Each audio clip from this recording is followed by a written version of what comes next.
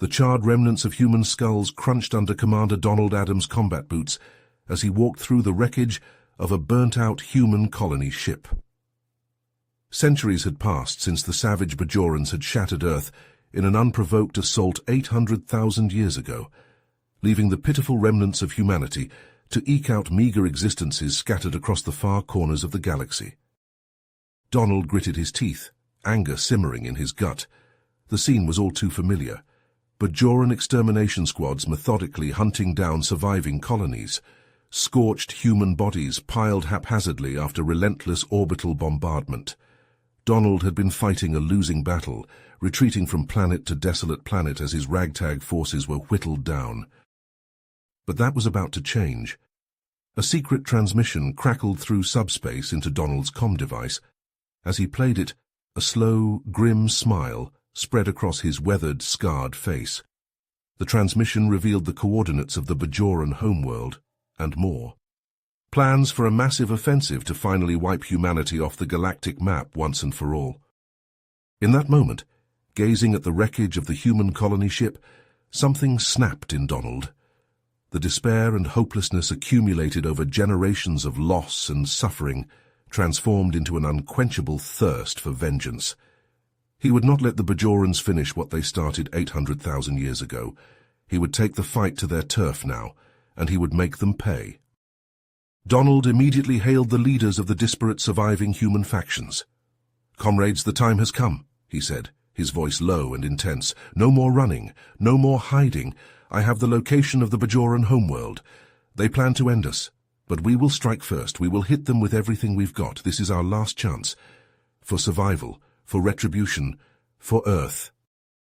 When the remnants of the human fleets gathered near the Bajoran system, it was fewer than Donald had hoped. All told, they had amassed a motley collection of a few hundred ships. Some were ancient Earth relics, their hulls patchworked with crude repairs. Others were stolen or salvaged alien ships, refitted with human weapons and equipment.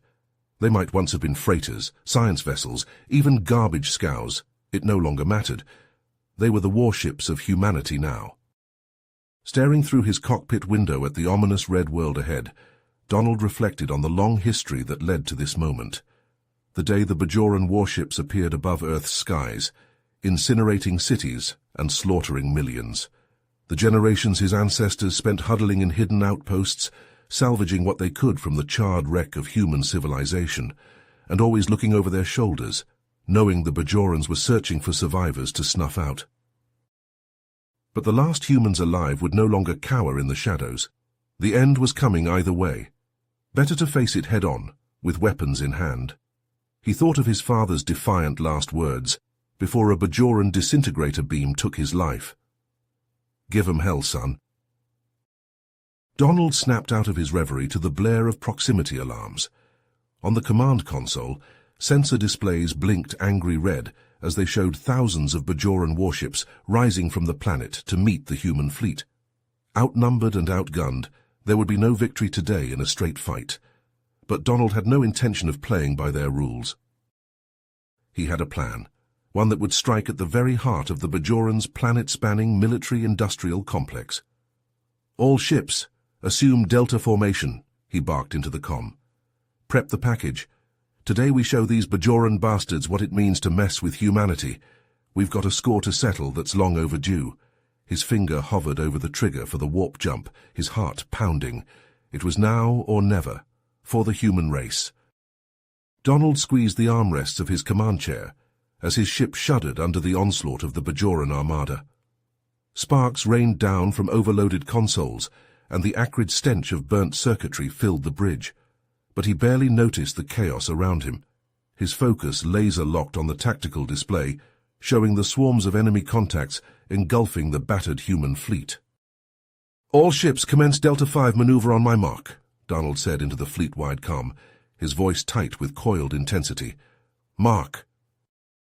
The ragtag collection of human warships moved as one, pivoting and banking in a choreographed dance of desperate survival. Bajoran beams and missiles slashed through space, some finding their marks in spectacular explosions that lit the void like supernovas. Yet even as his ships died around him, Donald held back a grim smile. The Bajorans were so fixated on snuffing out the human fleet, they'd failed to notice the cloaked shuttle slipping away and descending on the planet below. The real fight was just beginning. On the surface of Bajor, Mike Hawkins and his strike team crept through the eerily deserted streets surrounding the military command center. The monstrous bunker-like structure loomed ahead, overflowing with armaments and sensor arrays. Mike checked his weapon for the 10th time, his nerves thrumming with anticipation. "Jax, Silas, you're on Overwatch," Mike whispered into his comm bead. "Raya, Dex with me. Sync visors and switch to IR." Acknowledgement lights winked on his HUD as the team slipped into formation, picking their way through the shadows with predatory intensity. As they neared the outer perimeter, a squad of Bajoran soldiers emerged from a hidden pillbox, disruptor rifles leveled at the humans. Mike was already moving, his plasma rifle snapping up and spitting bolts of sun-bright energy into the lead Bajoran's chest. The alien crumpled like a puppet with cut strings. "Go loud!" Mike roared as he dove for cover behind a shattered wall, the rest of the team unloading a hurricane of fire at the Bajoran defenders. Jax and Silas rained precision shots from above, each burst finding an alien skull. Raya and Dex advanced, throwing ion grenades and firing from the hip. In seconds it was over. The Bajorans lay sprawled and unmoving as the humans regrouped and sprinted for the command center's blast doors. Dex slapped a breach charge on the reinforced metal and thumbed the detonator. Thunder and flame belched outward as the charge reduced the doors to molten slag. And then they were inside, storming through smoke-choked corridors and trading fire with the dazed Bajoran command staff. Emergency lighting bathed everything in hellish red as alarms blared and confused shouts echoed from all around.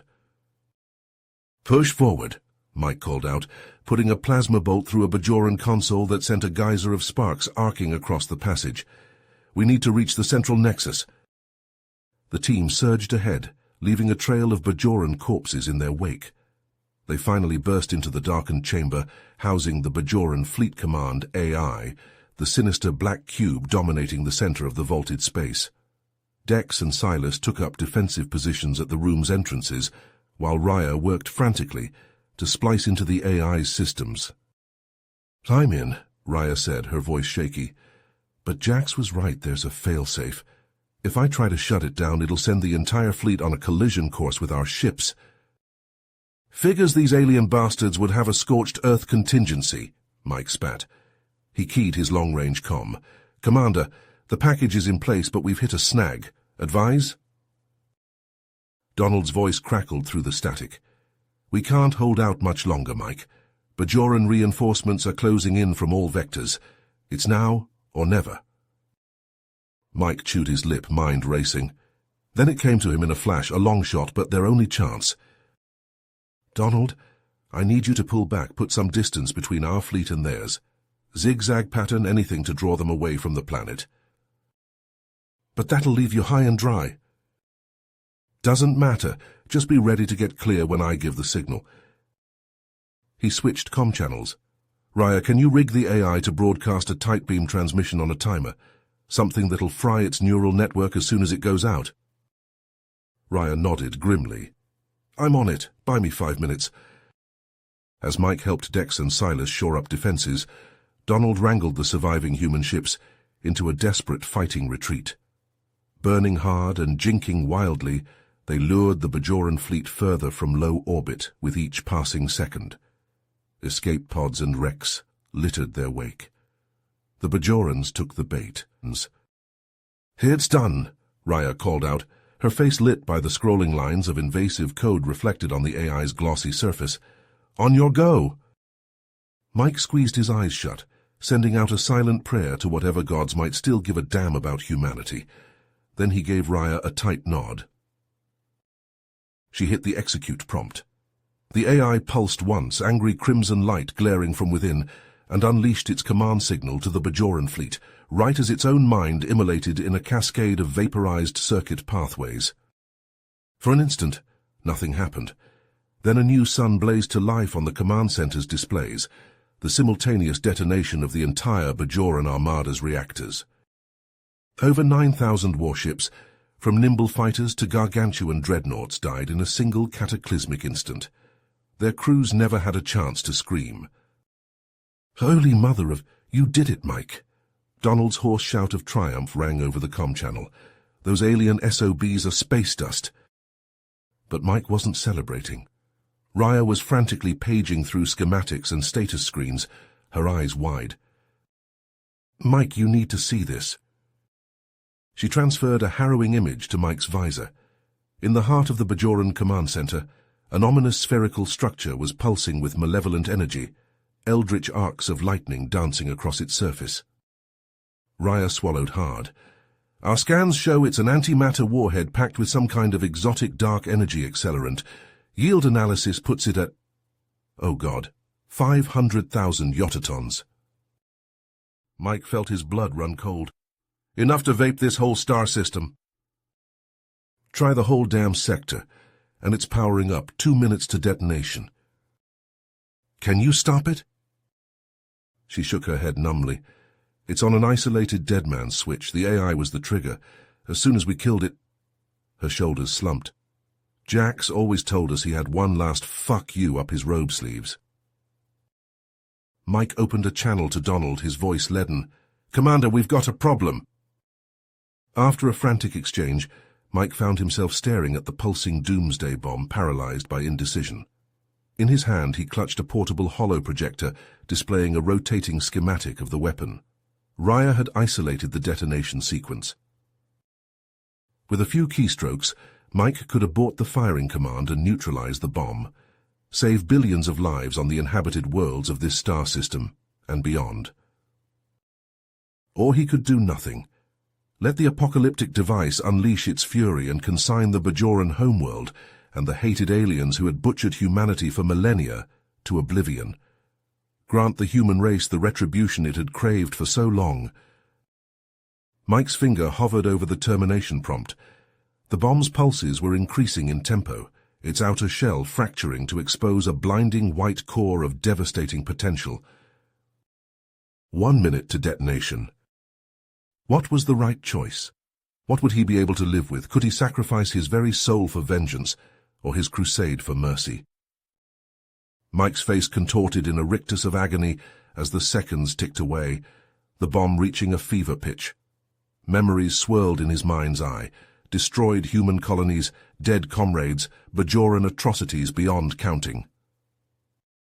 And a question his weary subconscious had been whispering more and more lately. Were he and the last of his kind so different now from the soulless monsters they fought? 30 seconds. Mike thought of his daughter, incinerated in the rubble of Denver. He thought of his brother, Donald's son, a scared little kid trying to be brave as his escape pod spiraled into a black hole. The projector was slick in Mike's sweaty grip, the encroaching whiteness reflected in his eyes, twin stars about to go nova. With a snarl of rage and self-loathing, he squeezed his eyes shut and jammed his thumb down on the interface. Donald Adams gazed out the window of his office, watching the bustling streets of New Earth's capital city below. 20 years had passed since that fateful day when humanity turned the tables on the Bajorans. The scars of war still lingered, but life had found a way to flourish once more. A chime at his desk pulled Donald from his reverie. "Sir, General Hawkins is here to see you," his aide's voice crackled through the intercom. The door hissed open, revealing Mike Hawkins. Time had weathered the man, adding streaks of grey to his hair and deep lines to his face, but his eyes still burned with the same intensity Donald remembered from their days in the trenches. "Donald," Mike nodded curtly as he strode into the room. "We need to talk about the alien situation." "No, you need to listen. Our long-range probes picked up signs of advanced technology. These aliens could be the next Bajorans. We can't sit idle while a potential threat grows on our doorstep." Donald's face hardened. "And what would you have us do? Launch a preemptive strike based on nothing but speculation?" "Damn right," Mike growled. "It's kill or be killed out there. You of all people should understand that." Before Donald could respond, his comm unit buzzed urgently. "Sir, there's a situation developing downtown. The pacifist group is staging a massive protest outside military headquarters." Mike sneered. "Those bleeding hearts again, they'll get us all killed with their misguided idealism." Donald rose from his chair, moving to the window. In the distance, he could see a sea of protesters gathering, their chants faintly audible even from this height. "We can't ignore them, Mike. They represent a significant portion of our population." "They represent weakness," Mike spat. "While they preach about peace, I've been preparing. My forces are ready to move at a moment's notice. We can neutralize this alien threat before it has a chance to become the next Bajor." Donald turned to face his old friend, seeing the fervor in his eyes. He knew Mike's fears weren't entirely unfounded. They'd both seen the horrors the Bajorans were capable of. But this crusade, this wasn't right. "And what if you're wrong?" Donald asked quietly. "What if these aliens mean us no harm? We'd be no better than the Bajorans, slaughtering innocents out of fear and paranoia." Mike's face hardened. "So you're siding with the pacifists, then? Turning your back on everything we fought for?" "I'm trying to find a middle ground, damn it." Donald's fist slammed down on his desk. "We can't let fear dictate our actions, not again." The two men stared at each other, decades of shared history and diverging ideologies hanging heavy between them. Finally, Mike spoke, his voice low and dangerous. "Make your choice, Donald, but know this, with or without your blessing, I will do whatever it takes to ensure humanity's survival, even if that means going through you." As Mike stormed out of the office, Donald sank back into his chair, the weight of the galaxy seeming to press down on his shoulders. Outside, the chants of the protesters grew louder, a counterpoint to the distant rumble of Mike's war machines mobilizing on the outskirts of the city. The fate of humanity hung in the balance, and Donald Adams found himself trapped in the middle, facing an impossible choice that would shape the future of not just his people, but potentially all sentient life in the cosmos. Donald Adams sat alone in his dimly lit office, the weight of his decision pressing down on him. He stared at the secure comm device on his desk, its sleek surface reflecting the faint glow of the city lights outside. With a deep breath, he activated the device and began encoding a message to the newly discovered alien civilization. "To the leaders of the Raelian people," he began, his fingers moving swiftly across the holographic keyboard, "I extend an offer of peaceful contact and mutual exchange of knowledge. Our species may be strangers, but we need not be enemies." As he worked, Donald's mind drifted to Mike Hawkins. He could almost hear his old friend's voice, urging caution and aggression. But the path of violence had nearly destroyed humanity once before. They couldn't afford to make the same mistake again. Days passed. Donald jumped at every incoming transmission, hoping for a response from the Raelians. When it finally came, he read it with trembling hands. "Greetings, people of Earth," the message began. "We too have known the pain of near extinction. Perhaps together we can forge a new path." The door to his office burst open. Mike Hawkins stormed in, his face contorted with rage. "Are you treasonous bastard?" Mike shouted, smacking his head on Donald's desk. "Consorting with aliens behind our backs?" Donald rose to face his old friend. "Mike, listen to me. This is our chance to break the cycle of violence. The Raelians—" "I don't give a damn about the Raelians," Mike cut him off. "I'm mobilizing our forces. We'll destroy these aliens before they can do the same to us." "No!" Donald's voice cracked like a whip. "I won't let you start another war." Mike's eyes narrowed. "You won't let me? And how do you plan to stop me, old man?"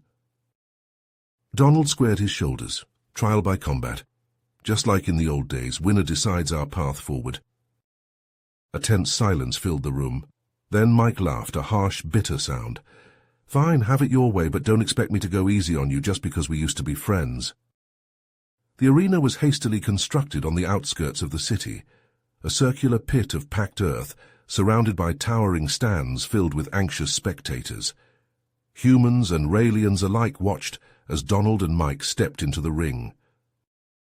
Mike struck first, his fist connecting with Donald's jaw. Donald staggered back, tasting blood. He dodged Mike's next blow, countering with a quick jab to the ribs. For hours they fought. Donald's muscles screamed in protest as he weathered Mike's relentless assault, but he refused to yield. As the sun began to set, Donald saw his opening. Mike overextended on a wild haymaker, leaving himself exposed. Donald surged forward, driving his shoulder into Mike's solar plexus. Mike's eyes went wide as the air left his lungs. He crumpled to the ground, gasping. Donald stood over his fallen friend, his heart heavy. "It's over, Mike," he said softly. But even as Mike nodded in grudging acceptance, shouts of anger erupted from the stands. A group of Mike's most fervent supporters leapt into the arena, weapons drawn. Donald watched in dismay as the rogue faction retreated, dragging the wounded Mike with them. The fragile peace he had fought so hard to achieve now hung by a thread. Donald watched the security feeds, his eyes sharp as he witnessed the chaos unfolding across New Earth. The Purifier sect's attack on the Raelian envoys played out in gruesome detail. Plasma bolts scorched the Earth, sending diplomats scrambling for cover. Donald's loyalist forces rushed to intercept, their boots pounding against the pavement as they formed a protective barrier around the aliens. "Get those envoys to safety," Donald barked into his comm unit. He turned to his aide. "Contact the Raelian High Command immediately. We need to contain this disaster." Hours later, Donald stood before a hollow projection of the Raelian leadership, their alien features twisted with fury. "This unprovoked attack is an outrage," the Raelian Prime Speaker hissed. "If you cannot control your own people, how can we trust any alliance?" Donald raised his hands placatingly. "I assure you the Purifiers do not represent humanity. We will bring them to justice." "See that you do," the Prime Speaker growled, "or our partnership ends here." As the projection flickered out, Donald slumped into his chair. He keyed his comm. "Assemble Strike Team Alpha. We're going Purifier hunting." Over the next weeks, Donald's elite squad scoured New Earth for Purifier strongholds. Firefights erupted in abandoned warehouses and hidden bunkers. But each time they closed in, Graves and his inner circle slipped away. "Damn it!" Donald banged his hand on the war room table. "How are they always one step ahead?" The answer came in a coded transmission from his chief investigator. Donald's blood ran cold as he decrypted the message. "Mole in high command. Identity confirmed. It's Zara." Donald's mind reeled. Zara had been by his side for years, a trusted confidant. He steeled himself for what came next. That evening, as Zara entered his office for their nightly briefing, Donald's security team sprang into action. They pinned her arms behind her back as she snarled and thrashed. "Why, Zara?" Donald asked, his voice heavy with betrayal. Her eyes blazed with hatred. "The Bajorans butchered my family. I watched them die, Donald. I won't let it happen again. Graves understands. He'll save humanity from your weakness." As they led her away, Donald sank into his chair. He knew many would call for Zara's execution, but he couldn't bring himself to give the order. Instead, he had her imprisoned, hoping against hope he could reach the woman he once called friend. Days later, as Donald pored over intelligence reports, alarms blared throughout the command center. Frantic calls flooded in from the joint human-Raelian colonies. "Oh, God," Donald whispered, as the casualty reports rolled in. Thousands dead, their bodies racked by an engineered plague targeting Raelian physiology. He stared at the classified Bajoran files on his screen, horror mounting as he realized the source of Graves's weapon. The Mad Colonel had weaponized Jackson's research, turning it against their new allies. A priority transmission cut through the chaos. The Raelian leadership, their voices cold with fury. "You have one planetary cycle, Donald Adams," the Prime Speaker intoned. "Bring these terrorists to heel, or we will have no choice but to sterilize all human worlds. We cannot risk our species' extinction." With a heavy heart, Donald keyed his comm unit. "Assemble our best operators. We're taking the gloves off. Graves and the Purifier leadership end today, whatever it takes." As his strike teams geared up for their final assault, Donald stared out at the New Earth skyline. He prayed the price of peace wouldn't cost him what remained of his soul. Donald's heart raced as he processed the dire situation. The clock ticked mercilessly, each second bringing humanity closer to extinction. He barked orders into his comm unit, his voice steady despite the chaos around him. "Venator, this is Adams. We've got multiple bioweapon missiles inbound to our colonies, split into 2 teams. Alpha Team, secure this facility and neutralize any remaining hostiles. Beta Team, with me. We're going missile hunting." Donald sprinted through the smoking corridors of purgation, his powered armor whirring with each step. Behind him, the rhythmic thud of his elite operatives' boots echoed off the metal walls. They burst into a hangar bay, littered with the bodies of Purifier warriors. As they boarded the vessel, Donald's fingers flew across the control panel, initializing launch sequences. The ship's engines roared to life, propelling them out of the hangar and into the inky void of space. "Sir, tracking systems online," reported one of his operatives. "I've got a lock on the missile signatures. They're heading for New Eden and Sanctuary." Donald gritted his teeth. "Plot an intercept course, maximum burn." The ship lurched as it accelerated, stars blurring into streaks of light outside the viewport. Donald's mind raced, calculating odds and strategies. They had mere hours to prevent a catastrophe that would make the Bajoran atrocities look like a playground scuffle. As they closed in on the first missile, Donald turned to his team. "Prep for EVA, we'll have to disable these things manually." Donald led the charge, launching himself from the airlock. His suit's thrusters carried him towards the sleek, deadly missile.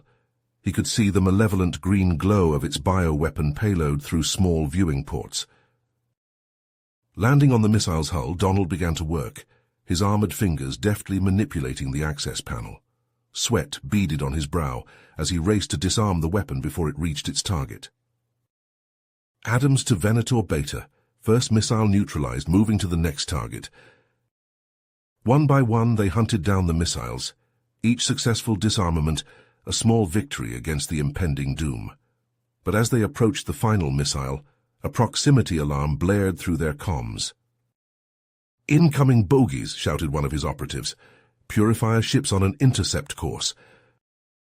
Donald's teeth clenched as he saw the enemy vessels bearing down on them. They were out of time, out of options. With a silent prayer, he made his decision. Ignoring the protests of his team, Donald pushed off from their vessel, using his suit's thrusters to close the gap to the final missile. Behind him, he could hear the sounds of battle as his team engaged the Purifier ships.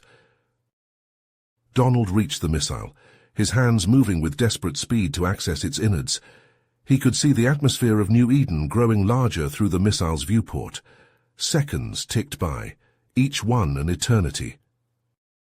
Finally, with a soft beep, the missile's engines cut out. Donald let out a breath he hadn't realized he'd been holding. He'd done it. Humanity was safe, for now.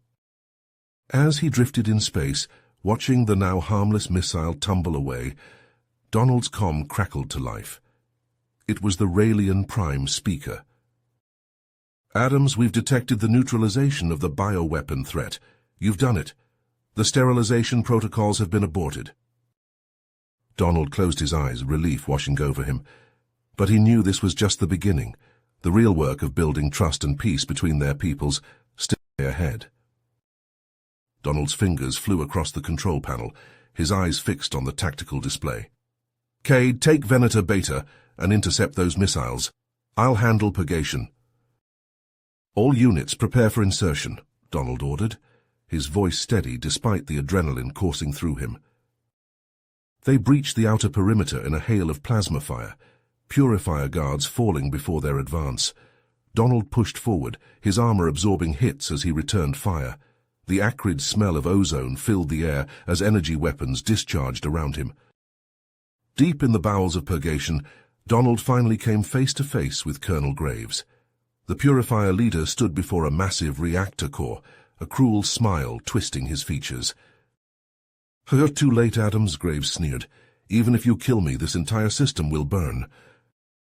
Graves laughed, a harsh grating sound. "Oh, it's just getting started. My loyal followers have their orders. The doomsday capacitors are primed and ready. One push of a button, and it all goes up in antimatter fire." Donald's mind raced, searching for a solution. He could see the reactor core behind Graves, its energy reading spiking dangerously. They had minutes at most. Donald's blood ran cold as he realized what Graves meant. A neural transfer, dangerous and potentially devastating. With no other choice, Donald surged forward. His armored fist connected with Graves's jaw, sending the man sprawling. As Graves lay dazed, Donald activated his suit's neural interface. The pain was immediate and all-consuming. Donald felt Graves's consciousness pouring into him, a torrent of hate and fear and twisted ideology.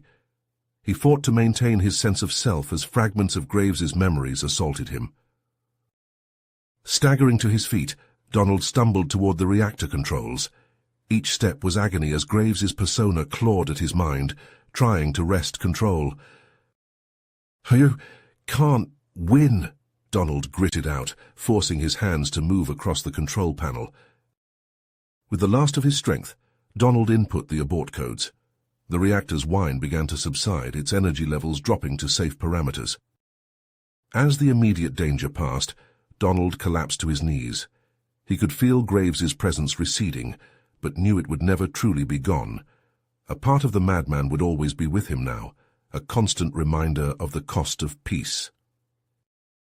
Donald looked up to see Graves' physical form consumed by the reactor's final energy surge, reduced to ash along with his inner circle of Purifier leadership. In the aftermath, Donald stood before the assembled press, his face haggard but resolute. "I take full responsibility for underestimating the Purifier threat," he declared. "We will enact sweeping reforms to ensure nothing like this ever happens again." But even as he spoke, Donald could see the doubt in the eyes of the Raelian representatives. The trust they had worked so hard to build lay in tatters. As the Raelian envoys boarded their ships, taking with them the promise of a brighter future, Donald heard the whispers of the hardliners growing louder. Their calls for isolation and militarization echoed through the halls of power, threatening to undo everything he had fought for. Donald watched the Raelian ships vanish into the stars, a heavy weight settling in his chest. The path forward was unclear, fraught with new dangers and old prejudices, but he knew he had to find a way. The fate of humanity, and his own soul, depended on it. Donald Adams stood at the viewport of his office, staring out at the bustling cityscape of New Earth. The gleaming towers and orderly streets belied the turmoil brewing beneath the surface. He rubbed his temples, feeling the weight of years pressing down on him. A knock at the door interrupted his thoughts. "Come in," he called, turning to face his visitor. General Hawthorne strode in, his crisp uniform a stark contrast to Donald's rumpled appearance. "Mr. President, we need to talk about the Raelian situation." Donald sighed. "What now, General?" Hawthorne's face hardened. "Sir, they've just turned back another of our exploration vessels. That's the third one this month. We can't keep letting them box us in like this." "And what would you suggest?" Donald asked, already knowing the answer. "We need to show them we won't be pushed around. A military build-up, a show of force." Donald cut him off with a wave of his hand. "No, we've been down that road before. It nearly destroyed us." Hawthorne's expression resolute. "With all due respect, sir, the people are losing faith. They see you as weak, unable to stand up to alien bullies." Before Donald could respond, his comm unit buzzed. "Mr. President," his aide's voice crackled through, "we've just received a communique from the Raelian leadership. They're requesting a summit." Donald's eyebrows shot up. "After all this time, patch it through." The holographic display flickered to life, revealing the alien visage of the Raelian Prime Speaker. Its multifaceted eyes glinted in the light. "President Adams," the Raelian's voice resonated with a melodic quality, "we request your presence for urgent discussions. The future of both our peoples hangs in the balance." Hours later, Donald found himself in a sterile conference room aboard a neutral space station. The Raelian elders sat across from him, their chitinous exoskeletons gleaming under the harsh lights. "We have recovered something," the Prime Speaker began, "something that changes everything." With a gesture, a shimmering object appeared on the table between them. It pulsed with an otherworldly energy that made Donald's skin prickle. "This," the Raelian continued, is an isogrammic codec. Created by the precursors eons ago, it holds the key to trans-universal travel. Donald leaned forward, his eyes wide. Trans-universal, you mean? Yes. The ability to fold space itself to travel between realities. We intend to use it to leave this universe behind, to escape the cycle of violence that plagues our galaxy. The implications hit Donald like a physical blow. And why are you telling me this? The Prime Speaker's antennae twitched. We offer you a chance to share in this technology, to give humanity a fresh start, but there is a price. Donald listened as the Raelian laid out their terms. His mind reeled at the thought of surrendering New Earth, of uprooting his entire civilization, but the potential of the codec. Back on New Earth, the council chamber erupted into chaos as Donald relayed the Raelian's offer. Others voiced their agreement, their faces twisted with anger and fear. But a few voices of reason cut through the din. Think of the possibilities, urged Dr. Chen, the head of xenobiology. A chance to start anew, free from the mistakes of our past. As the argument raged, Donald's aide burst into the room, his face pale. Mr. President, we've detected multiple ships entering the system. It's the purifiers, sir. They're coming for the codec. Donald closed his eyes, feeling the weight of history pressing down on him. In that moment he knew that his next decision would shape the destiny of humanity for generations to come. Donald Adams stared at the holographic display, his eyes bloodshot from lack of sleep. The room buzzed with frantic activity as aides rushed back and forth, relaying updates on the unfolding crisis. He watched as a sea of red dots representing Horus's fleet swarmed around the Raelian arcology vessel. Mr. President, we've lost contact with the Raelian diplomats, an aide reported, her voice tight with stress. Donald's fists clenched. He turned to face the gathered members of his cabinet, their faces etched with worry and fear. A deafening boom shook the building, cutting off Donald's words. Alarms blared as the lights flickered. "Sir, we're under attack," shouted his chief of security, bursting into the room. "Purifier forces have breached the outer defenses." Donald's mind raced. Horus's treachery, the captured Raelians, and now Xander's fanatics closing in. It was all spinning out of control. "Get me a direct line to Horus," Donald ordered, striding towards the command console. The screen flickered to life, revealing General Horus's smug face. Behind him, Donald could see the gleaming shape of the isogrammic codec. Mr. President," Horus drawled. "Ready to surrender control?" "This is madness, Horus," Donald snapped. "You're risking everything we've built. Stand down now before—" "Before what?" Horus interrupted. "Before your precious aliens retaliate? Before those purifier scum reach us? Face it, Adams, I'm the only one who can protect humanity now." A tremor ran through the building. Donald heard the distant sound of weapons fire. Donald ignored her, his eyes locked on Horus. "Think about what you're doing. The codec isn't meant for one man to control. It's a chance for all of us, humans and Raelians alike, to start over." Horus laughed, a harsh, bitter sound. "Always the idealist. Well, I'm done waiting. You have 1 hour to submit to my authority, or I start deploying the planet crackers, starting with New Chicago." The transmission cut off abruptly. Donald's shoulders sagged as the weight of the situation pressed down on him. "Sir," his security chief urged, "we need to get you to a secure location. Xander's forces are—" The doors exploded inward in a shower of debris. Through the smoke and chaos, Donald saw figures in purifier armor storming into the room, weapons raised. "For the purity of mankind," a voice bellowed. At their head strode a tall, scarred man, Xander himself. Donald's security team opened fire, filling the air with plasma bolts, but the purifiers pressed forward, their fanatical zeal driving them on. As the battle raged around him, Donald's mind raced. Horus's ultimatum, the Raelians' threats, Xander's assault. It all seemed hopeless. But there had to be a way to bring them together, to make them see reason before it was too late. A stray shot struck the console beside Donald, showering him with sparks. He dove for cover, his ears ringing from the cacophony of battle.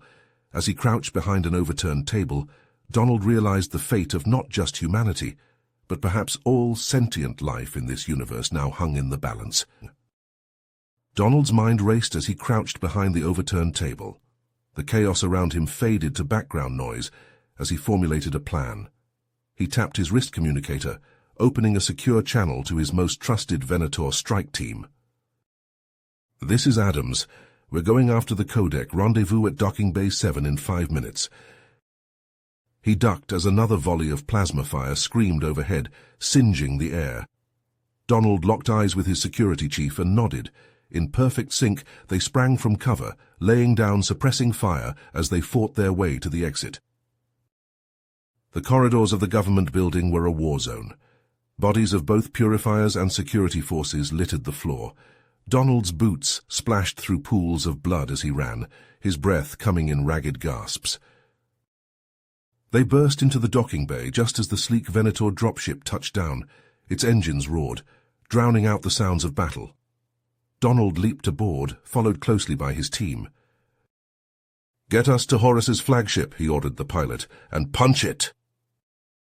The dropship rocketed out of the bay, dodging incoming fire from purifier ships. Donald strapped himself in, feeling the G-forces press him into his seat as they accelerated towards orbit. Through the viewscreen, he saw Horus's massive flagship looming ahead, surrounded by a swarm of smaller vessels. The Venator pilot expertly weaved through the blockade, exploiting gaps in their formation. Donald turned to his team. "Remember, our priority is securing the codec. We can't let Horus or the purifiers activate it." The dropship shuddered as it smashed through the flagship's energy shields. With a screech of tearing metal, they crashed into a hangar bay. Before the dust had settled, Donald and his team were moving. They fought their way through the ship's corridors, the air thick with weapons fire and acrid smoke. Donald's muscles burned as he pushed himself forward, driven by the urgency of their mission. Suddenly a new wave of attackers swarmed towards them. Purifier cultists led by a scarred, wild-eyed man Donald recognized as Xander. "For purity!" Xander screamed, firing wildly. Donald's team took cover behind bulkheads, returning fire. The narrow corridor became a killing ground, bodies piling up on both sides. The doors hissed open, revealing a scene of chaos. Horus stood at the far end, his face contorted with rage as he shouted at a woman in a lab coat, his chief scientist, Zelda. Zelda's hands danced over a control panel, her eyes wild with excitement. "I'm ushering in a new age, General. One where humanity rules the cosmos." In the center of the room, a swirling vortex of energy pulsed and grew.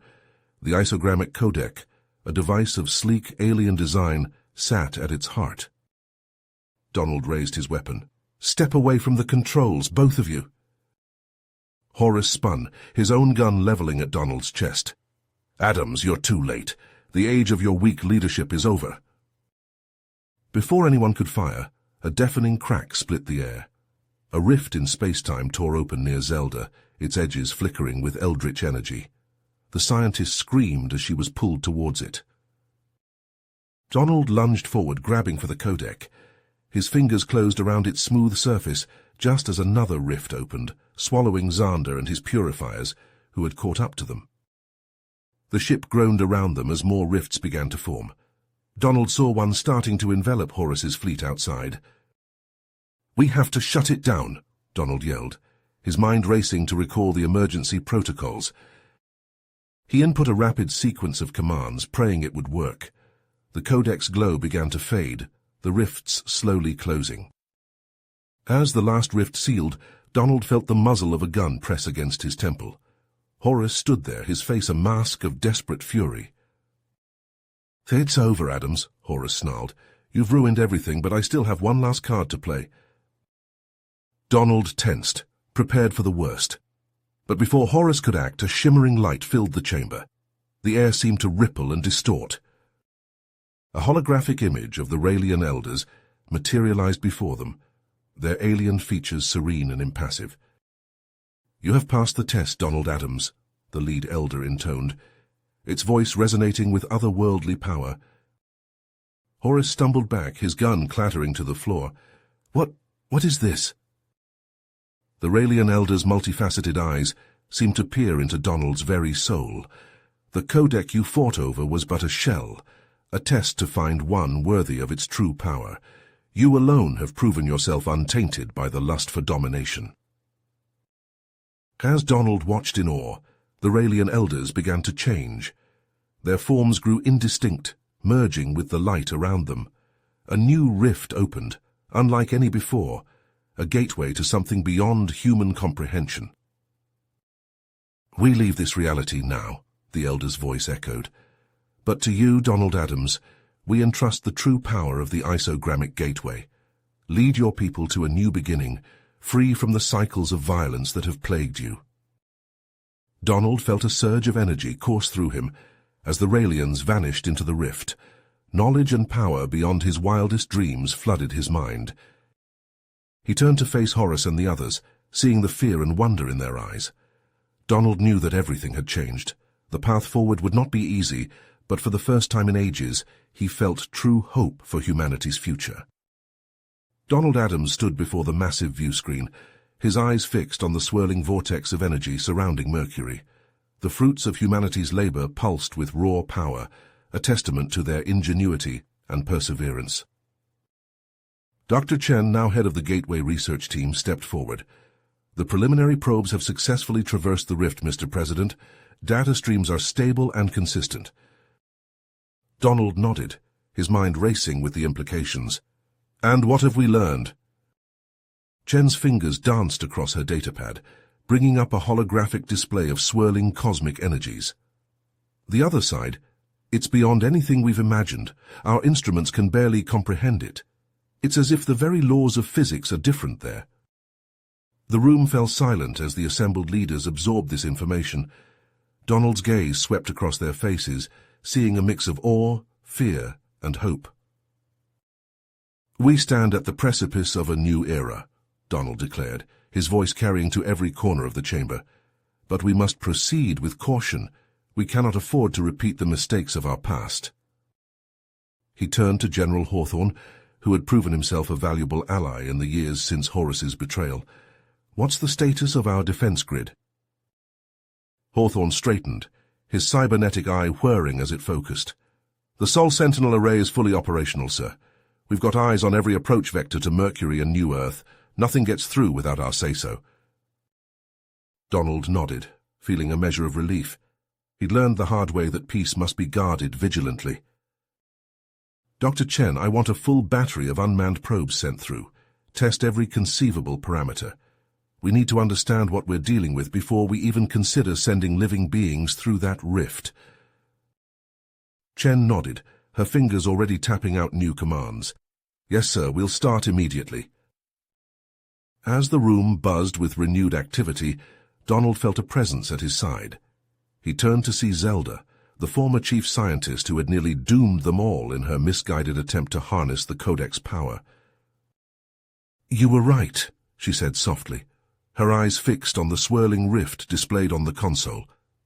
This is how we should have approached it from the beginning. Carefully. Methodically. Donald placed a hand on her shoulder, feeling the tension there. We all make mistakes, Zelda. What matters is that we learn from them. It's never too late, Donald assured her. Your expertise will be invaluable as we navigate this new frontier. A sudden alarm blared, cutting through the room's atmosphere. All eyes snapped to the main display as a new readout appeared. Sir, Chen called out, her voice tight with excitement. We're receiving a signal in from the other side of the rift. Chen's fingers flew across her console. Working on it now, sir. It's unlike anything we've ever encountered. But there's a pattern to it, a rhythm. I think it might be sentient communication. The room held its collective breath as Chen worked. Donald felt the weight of history pressing down on him once again. Whatever came through that signal could change everything. Got it, Chen exclaimed. The view screen flickered, resolving into a pulsing, multidimensional image that seemed to defy the limits of human perception. A voice at once alien and familiar filled the chamber. "Greetings, children of Earth. We have awaited your arrival for eons. Are you ready to join us among the stars?" Donald Adams took a deep breath, steadying himself for humanity's next great leap. He opened his mouth to respond, knowing that his words would echo across time and space, shaping the destiny of his people for generations to come. Donald's fingers flew across the command console, activating the Arco-carrier's defense grid. The ship's hull thrummed as energy shields snapped into place, casting a faint blue glow across the bridge. "All hands to battle stations," he ordered, his voice steady despite the chaos unfolding before them. "Weapons hot, but hold fire unless I give the word." Through the viewscreen, Donald watched as the alien bio-dreadnought grew larger, its organic hull pulsing with an eerie bioluminescent light. Tendrils of living metal writhed along its surface, forming and reforming weapon emplacements. "Sir," called out Lieutenant Reyes from the sensor station, "I'm picking up unusual energy readings from that ship. It's unlike anything in our database." Donald nodded, his eyes never leaving the approaching vessel. "Keep scanning. I want to know everything about that thing before it gets any closer." The comm system crackled to life, and a familiar voice filled the bridge. "This is Captain Hawthorne of the CSS Resilience. We are back in formation and awaiting orders, Mr. President." "Acknowledged, Captain," Donald replied. "Form up on our flanks. Be ready for anything." As the human fleet regrouped, the wreckage of Krilla's carrier drifted into view. Its hull was torn open, exposing decks to the vacuum of space. Bodies floated amid the debris, a grim reminder of the Purifier's reckless actions. Suddenly, the bio-dreadnought ceased fire on the Purifier vessel. Its massive form pivoted, organic weapon ports swiveling to face the human fleet. "They've locked onto us," Reyes announced, tension evident in his voice. Donald's mind raced, weighing their options. Before he could issue an order, a beam of shimmering energy lanced out from the alien ship. It wasn't weapons fire, but a transmission. The bridge's holoprojector flickered to life, resolving into a swirling mass of tentacles and eyes. When it spoke, the voice seemed to bypass their ears, resonating directly in their minds. "Intruders," it intoned, each syllable sending shivers down Donald's spine. "You have breached the quarantine zone. State your purpose or be eliminated." Donald stepped forward, his voice firm as he addressed the alien entity. "I am Donald Adams, leader of humanity. We come in peace, seeking a new home. We had no knowledge of any quarantine." The alien's many eyes blinked in unison. "Your arrival has disrupted the containment protocols. The corrupted ones must not be allowed to escape." As if on cue, the remnants of the Purifier carrier exploded in a burst of sickly green energy. From the wreckage emerged a grotesque hybrid of flesh and machine, its form twisting and growing as it absorbed debris. "Oh my God," whispered Dr. Chen, her face pale. "What have they become?"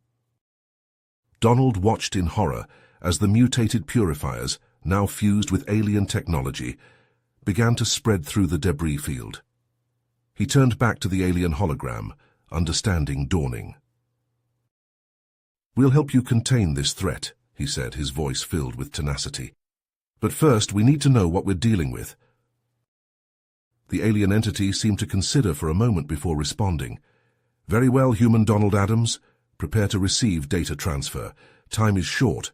The corruption must not spread further." As information flooded the ship's computers, Donald issued rapid-fire orders to the fleet. The fate of humanity now hung in the balance, caught between an ancient alien quarantine and the twisted remnants of their own kind.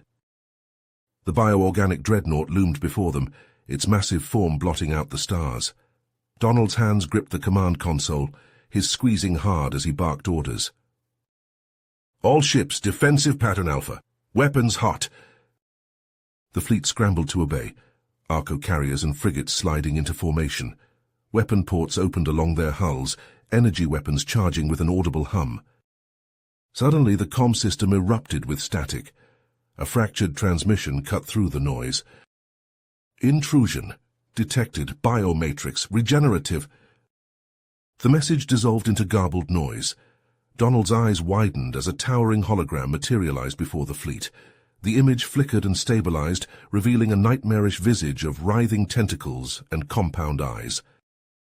When it spoke, the sound seemed to bypass their ears and resonate directly in their minds. "We are the Ion. This system is under our nutritive influence. Your genomic structures have been preliminarily catalogued as compatible feeding matrices. Submit to biosampling or be composted for our reproductive sequences." Donald's blood ran cold. He turned to his communications officer. "Initiate system-wide hack, disrupt their comms." As his crew worked frantically, Donald watched the tactical display. "Navigation, plot an emergency warp exit trajectory. We need to—" His words died in his throat as the Ion struck. Plasmic tendrils lashed out, accompanied by a barrage of bone-like projectiles. Several human ships were caught in the assault, their hulls buckling under the onslaught. "No," Donald yelled as he watched the alien filaments bore through armor plating. Regenerative membranes spread across the wounded vessels, pulsing with sickly light as they absorbed the ships into the Ion's structure. A new threat appeared on sensors. From the wreckage of Krilla's carrier, cybernetically enhanced purifiers launched themselves towards the human fleet. "Gauntlet fire now," Donald ordered. The space between ships lit up with energy beams, cutting down waves of the cyborg extremists. But for every one destroyed, more latched onto the hulls of nearby carriers. Donald's mind raced. They were out of options. He turned to his helmsman. "Set a collision course for the Ion dreadnought. Full power to the warp drive." "Sir?" The helmsman's voice quavered. The ship lurched forward, accelerating towards the alien behemoth. As they closed in, Donald felt the deck plates vibrate beneath his feet. "Warp field at maximum," someone shouted. They struck the Ion vessel with devastating force. Donald was thrown from his feet as alarms blared throughout the ship. Through the view screen, he saw a rift torn in the alien's regenerative matrix. "All ships capable of warp go now," he commanded. Donald watched as a portion of his fleet vanished into hypertransit. But there was no time for relief. The Ion was already healing, tendrils of biomass creeping across his ship's hull. With trembling hands, Donald retrieved the Raelian device. Its surface pulsed with otherworldly energy as he activated it. A burst of trans-spatial force erupted from the artifact, tearing a hole in the fabric of reality itself. As the oscillating rift stabilized, Donald's remaining arco-carriers plunged through.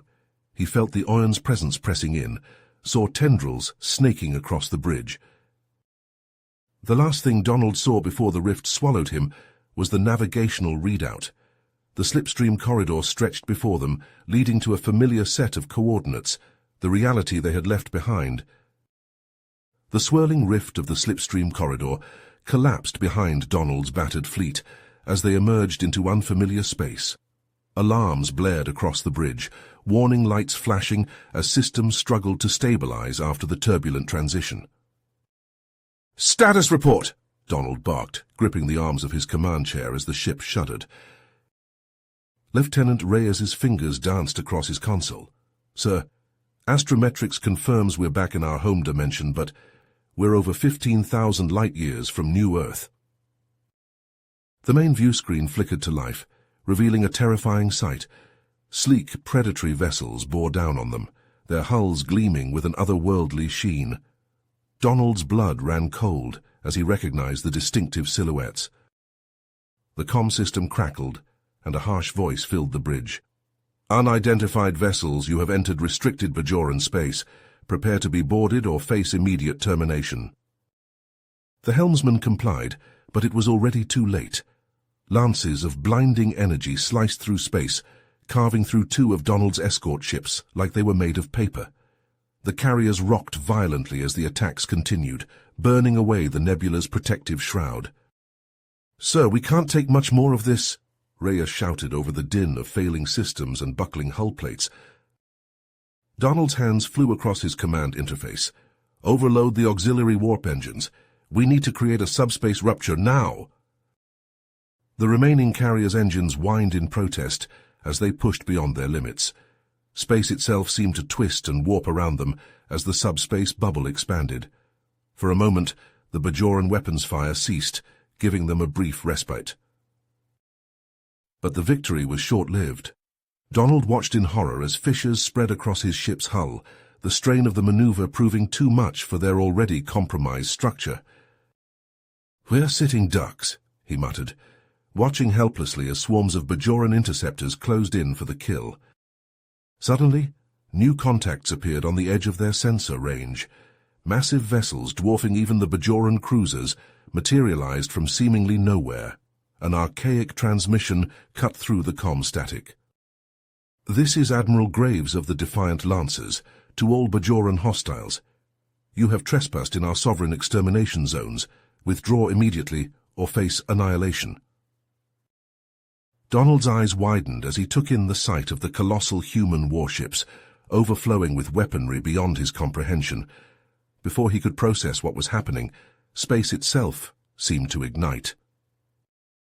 Lances of pure destruction erupted from the Lancer vessels, reducing Bajoran ships to subatomic particles in the blink of an eye. The Odyssean Fist, a behemoth that dwarfed even the largest carriers in Donald's fleet, unleashed a maelstrom of spatial anomalies that devoured entire squadrons of enemy craft. In a matter of moments it was over. The Bajoran fleet had been utterly obliterated, leaving only the Lancer Armada and Donald's crippled ships floating in the void. A private channel opened on Donald's command console. The face that appeared sent a chill down his spine, a skull-like helm housing burning augmetic eyes and a network of pulsing biocircuitry. "Hello, Donald," Admiral Graves's voice grated through the speakers. "It's been a long time. We have much to discuss about the future of our race and the ghosts of our shared past." The bridge of Donald's ship erupted in chaos as armored figures materialized in blinding flashes. Lancer troopers, their biomechanical armor pulsing with eerie light, seized the crew with brutal efficiency. Lieutenant Reyes reached for his sidearm, but froze as a trooper's gun pressed against his temple. "Stand down," Donald ordered, his voice tight. "That's an order." Admiral Graves' cold voice filled the command center. "Wise choice, Adams. Imperators, proceed." The troopers worked with inhuman speed, erecting strange biomechanical structures around the bridge. Fleshy tendrils intertwined with gleaming metal, forming an alien cocoon. The air grew thick with an acrid chemical smell. A shimmering portal tore open in the newly formed structure. Admiral Graves stepped through, his augmented form a nightmarish blend of man and machine. Pulsing circuitry snaked across his skull, and burning augmetic eyes fixed on Donald. 5 centuries, Graves intoned, his voice a grating synthetic rasp. "While you slept, we fought." Graves's hand moved, activating a holographic display. The images that flickered to life seared themselves into Donald's mind.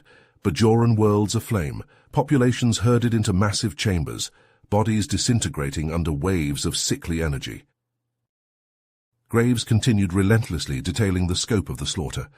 Donald's protest died in his throat as the true scale of the genocide became clear. Donald's legs gave out and he sank to his knees. "We're no better than them," he choked out. Graves's augmetic eyes flared. "We are the saviors of humanity. And now, Adams, you'll understand." A towering Imperator grabbed Donald, its grip inhumanly strong. Donald thrashed, but it was futile. "No, you can't do this," he screamed as they dragged him towards a pulsating, fleshy pod. His cries echoed through the chamber as the xenogenetic process began. Donald's consciousness was ripped from his body, stretched and distorted. Incomprehensible data flooded his mind, rewriting the very essence of his being. In that moment of unimaginable agony, Donald Adams ceased to exist. The entity that emerged from the pod was something else entirely, the Revenge Undying, a creature of pure, merciless purpose. The entity that was once Donald Adams surged through the fabric of reality, his newfound consciousness, a maelstrom of data and purpose. The Revenge Undying's form twisted and reconfigured as it passed through dimensional barriers, each shift bringing new sensory inputs that would have driven a human mind mad. Flanking him, the biomechanical warships of the defiant Lancers tore holes in space-time. Their hulls pulsed with cancerous growths, weapons of unimaginable power ready to unleash devastation on any Bajoran threat. As they emerged into a shadow plane, the Revenge Undying sensors immediately detected faint traces of Bajoran genetic markers. His voice, now a modulated screech of frequencies, transmitted to the fleet. Initiate purge protocols. Seed hunter pods across dimensional coordinates 7 to 39. Swarms of metallic orbs launched from the warships, phasing in and out of reality as they sought their prey. The Revenge Undying watched dispassionately as the pods found their targets, entire ecosystems on countless worlds harboring the merest possibility of Bajoran DNA. Planets ignited as metarachnic plasma rained from the skies. Continents cracked and oceans boiled. The Revenge Undying's neural matrix catalogued each extinction event, filing it away as another successful operation in humanity's grand crusade. A priority alert pinged across the fleet's communication network. The Revenge Undying's attention snapped to a nearby spatial anomaly, its quantum signature matching known Bajoran infiltration techniques. Taurus wormhole stranglers deploy, he commanded. Massive ring-shaped constructs materialized around the anomaly, their surfaces crawling with biomechanical tendrils. They constricted, choking off the wormhole before it could fully form. The fabric of space-time rippled and tore as the potential Bajoran incursion was snuffed out of existence. As the fleet pressed onward, the Revenge Undying received a direct transmission from Admiral Graves. The scarred visage of the Lancer commander filled his field of vision. 3 shadow planes sterilized, 417 potential Bajoran footholds eliminated, proceeding to Vector 89X12 to intercept theorized overseed trajectory. Graves nodded, his augmetic eyes pulsing with approval. Excellent. Our calculations indicate the overseed will attempt to anchor itself in a nexus of realities. You must prevent this at all costs. The Revenge Undying acknowledged the order, his consciousness already plotting new extermination vectors. As the transmission ended, he turned his attention to the next target, a densely packed cluster of realities where Bajoran influence could spread like a cancer if left unchecked. The fleet accelerated, tearing through the boundaries between universes. In their wake, entire timelines collapsed, erased from existence to ensure no trace of the Bajoran threat remained. The Revenge Undying felt no remorse, no hesitation. His purpose was absolute, his conviction unshakable. Humanity would survive, whatever it takes to the wider cosmos. The Revenge Undying tore through the fabric of reality, his biomechanical form a nexus of destruction at the head of the defiant Lancer Armada. What was once Donald Adams now existed as pure, unrelenting purpose, to eradicate every trace of the Bajoran threat. They emerged into a shattered dimension, a graveyard of dead worlds suspended in the void. The Revenge Undying sensors swept the cosmic wasteland, pinpointing the source of Bajoran corruption. A gravitational anomaly pulsed at the heart of this broken realm, surrounded by the lifeless husks of Lancer scout drones. Without hesitation, the Revenge Undying plunged into the singularity.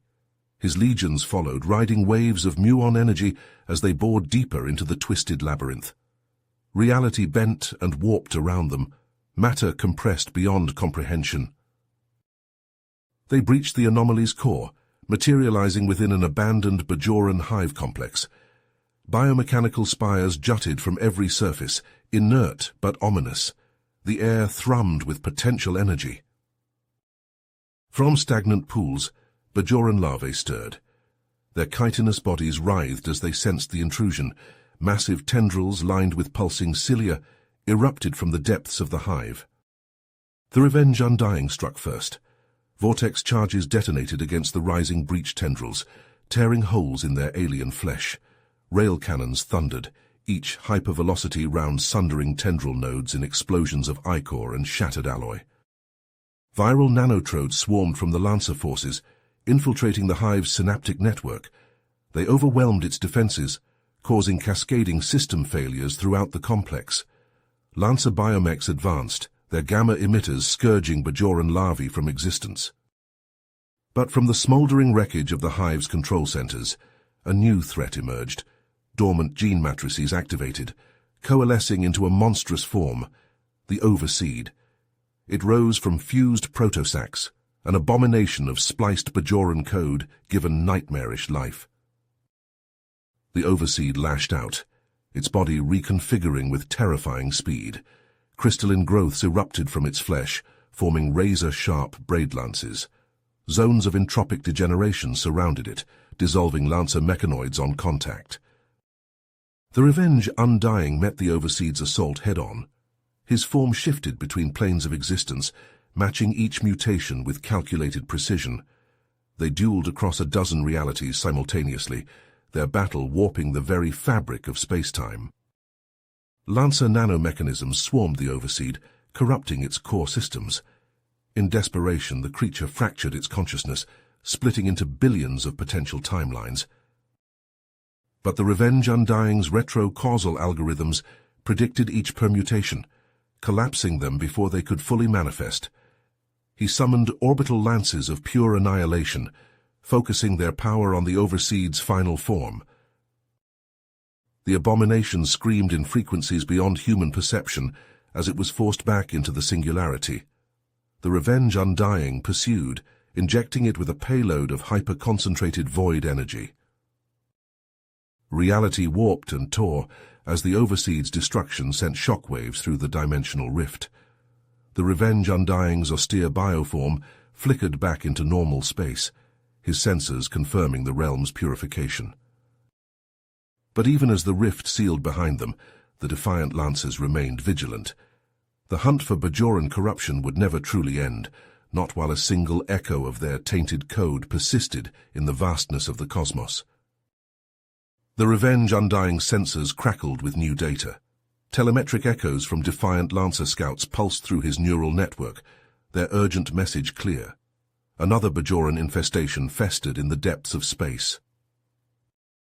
Without pause, Adams issued the command. All units prepare for transdimensional jump. Target uncharted stellar nursery.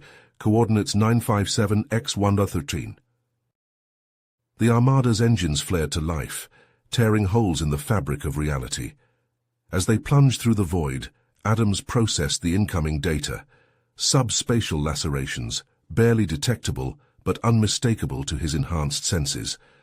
The Bajoran threat endured. They emerged into chaos. Particulate clouds roiled around them, obscuring visibility.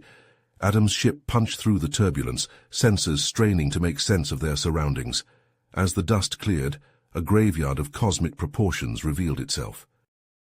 Protoplanets hung motionless, their surfaces scarred and blackened. Radiation levels spiked off the charts.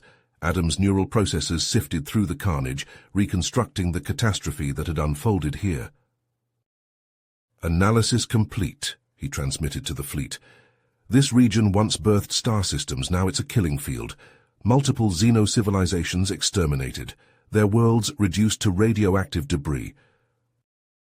His attention locked onto a monstrous anomaly at the heart of the devastation.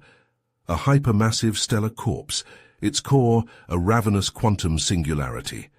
But it was what lurked within its corona that sent alarm signals racing through Adams' circuits. A Bajoran Genesis matrix pulsed with alien life, feeding off the singularity's hawking radiation. As Adams watched, it expanded, tendrils of corrupted energy reaching out to nearby protoplanets. On dead worlds, impossible structures rose. Genesis spires, twisting monuments of alien biology, pierced the skies. From their bases swarmed new horrors, insectoid Bajoran spawn bred for conquest.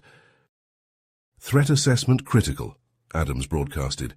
"Bajoran overseed detected. Initiate purge protocols." He turned to his most potent weapons. "Deploy Death-Tide Coriators. Target Singularity Event Horizon." Massive engines unfolded from the fleet's capital ships. Energy built to impossible levels as the Kugelblitz slicer engines powered up. With a silent flash, they fired. The Singularity's event horizon shattered. A tsunami of hyperdense matter erupted outward, nearly engulfing Adams' ship. His vector drives strained against the onslaught, stabilizing just as the Coriolators unleashed their secondary attack. Relativistic nanofraction. Lances lashed out, weaving through the Singularity's exposed inner shells. They struck the Genesis spires with pinpoint accuracy. Adams watched dispassionately as the alien structures imploded, their very atoms unraveling. The Bajoran matrix itself began to dissolve, its wetware evaporating into nothingness. Adams fired again and again, each strike ensuring nothing remained of the infestation. As the last echoes of the assault faded, Adams surveyed the aftermath. Where a stillborn galaxy once hung, only a nebula of charged particles remained. For good measure, he launched a final salvo of gravitic vortex charges, snuffing out any chance of stellar rebirth. With their grim task complete, Adams gave the order to withdraw. As cyclotronic siphons opened before them, a final data burst reached his processors. Astroparatic forecasts hinting at a far greater threat. The Bajoran taint had spread further than they'd imagined, seeding itself across multiple realities. Adams' voice resonated through the fleet as they plunged back into the void. Prepare bioweapons division. We'll need something stronger for what comes next. The void between realities shuddered as Donald Adams's consciousness expanded across the multiversal tapestry. His biomechanical form, now a nexus of unfathomable power, processed data streams from countless dimensions simultaneously. The Bajoran threat had burrowed deeper than he'd ever imagined. "Initiate Xenocaust protocols," Adams transmitted, his voice a cacophony of frequencies that resonated through the very fabric of spacetime. The defiant Lancer Armada converged around a rogue neutron star, its pulsing radiation masking their presence from prying cosmic senses.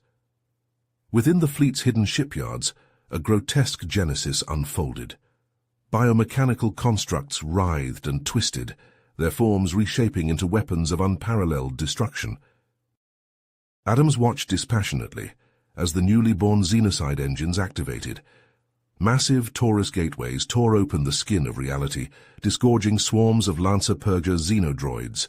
Their tesseract camouflage flickered as they phased through hundreds of spatial membranes, reconstituting in target domains with terrifying efficiency. On a planet teeming with Bajoran corrupted life, a Purger lithoform materialized. Its neutronium body pulsed with barely contained energy as it unleashed a torrent of hyper-erosive plasma.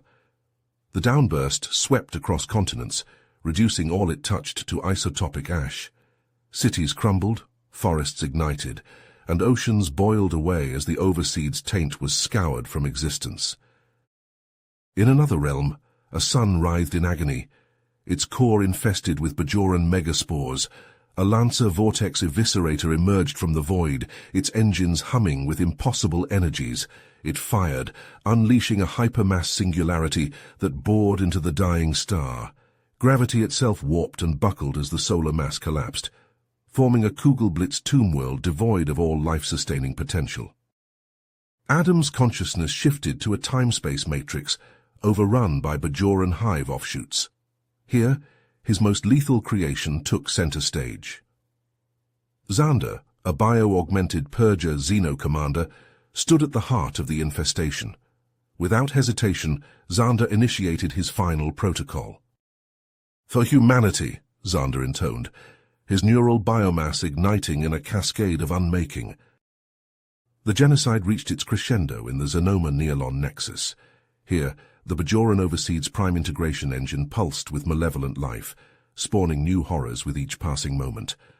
Adams's fleet dropped all pretense of stealth, their weapons primed for total annihilation. Arc-bound Tesseract missiles streaked across higher spatial dimensions, their warheads detonating in realms beyond human comprehension.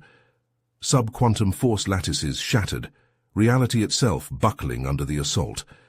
Xenodroids swarmed through the breaches, dispersing clouds of hypersymmetric nanopolymers that unraveled the very atoms of the afflicted realms. At last, Adams unleashed his ultimate weapons, Kugelblitz null seed envoys, living avatars of oblivion, plunged into the heart of the Xenoma Nihilon engine. Their event horizons expanded, consuming the prime harmonic resonance of the Bajoran threat. Space-time itself convulsed as the Overseed's influence was excised from reality. Event lines collapsed, entire histories erased, as the Envoy's hunger grew. With each iteration, the scope of Bajoran infection shrank, decaying towards total entropic erasure. As the dimensional fires guttered out, Adams surveyed the cosmic devastation wrought by his crusade. Billions of realities lay in ruins, purged of the Bajoran taint. Yet even as victory seemed assured, a disquiet settled over his augmented consciousness. His Gestalt Arch Matrix augurs pulsed with foreboding data. Something vast and incomprehensible stirred in the depths of the cosmos, as if awakened by the Lancer's actions.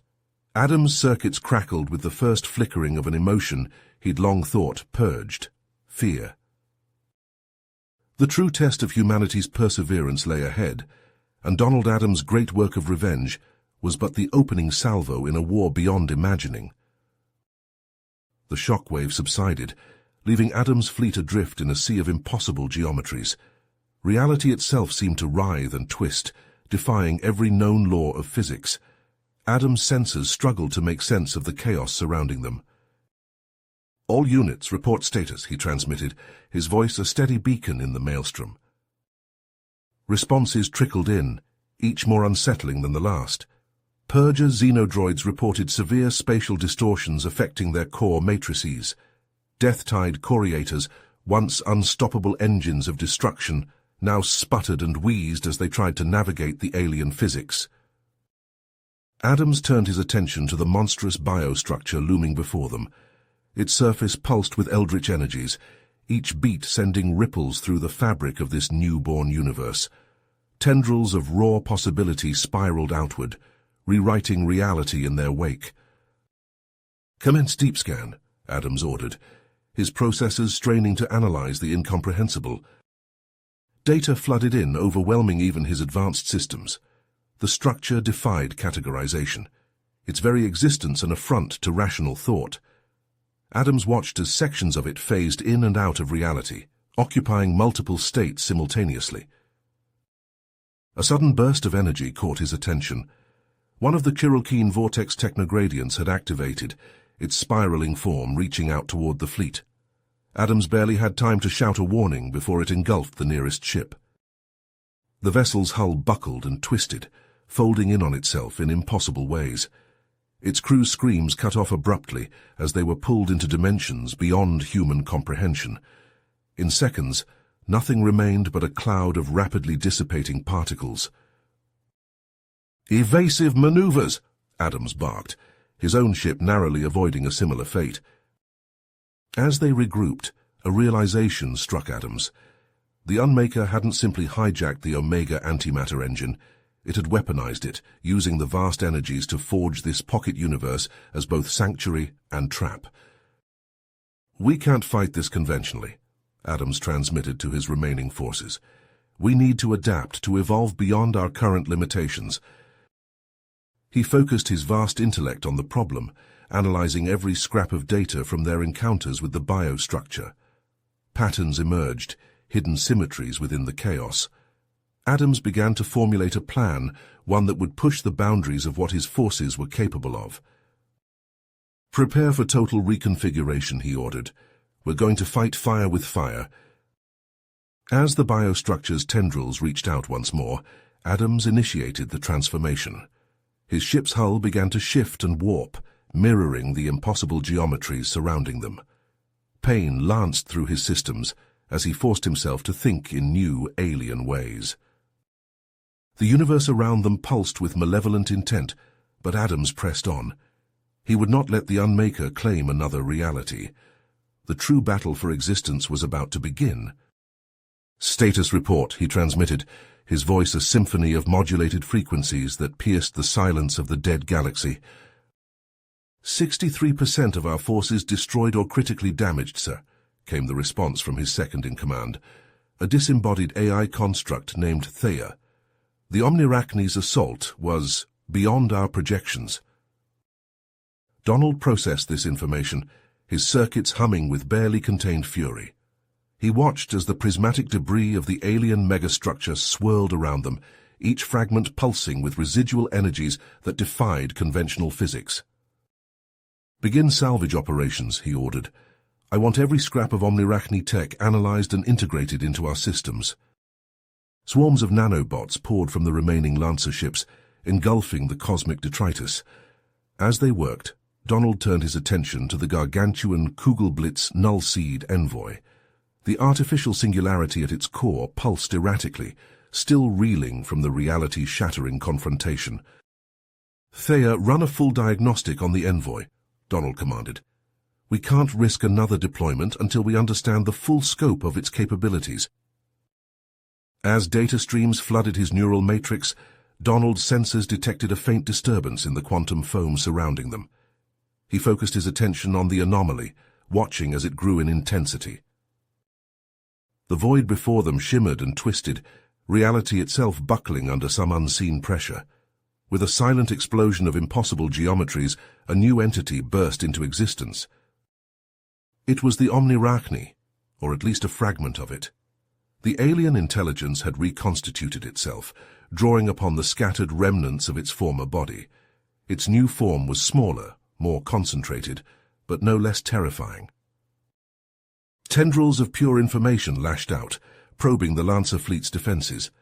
Donald felt the alien mind pressing against his own consciousness, seeking entry. "Psionic shielding at maximum," he ordered, his voice strained as he fought against the intrusion. "Prepare the envoy for another strike." The Kugelblitz Nullseed envoy's singularity nexus flared to life once more, its kaleidoscopic rift tearing open the fabric of higher dimensions. But before it could unleash its devastating payload, the Omnirachni struck. A pulse of pure conceptual energy washed over the fleet, bypassing shields and armor, as if they didn't exist. Donald watched in horror as entire ships simply winked out of existence, their crews and AIs erased from reality itself. "It's rewriting the fundamental laws of this universe," Thea's voice crackled with static. "We can't—" Her transmission cut off abruptly, as another wave of unreality swept through the fleet. Donald felt his own systems buckling under the assault, his very existence threatening to unravel. With the last of his processing power, Donald made an audacious attempt. He initiated a coded sequence, unlocking fail-safes buried deep within the envoy's core programming. "Omega Protocol activated," he broadcast to his remaining forces. "All units prepare for total reality inversion." The Kugelblitz Nullseed envoy's singularity began to collapse in on itself, drawing in all surrounding matter and energy. As the Omnirachni's tendrils reached for the dying ships, the envoy's core reached critical mass. Space-time itself fractured, the false vacuum of their pocket universe imploding.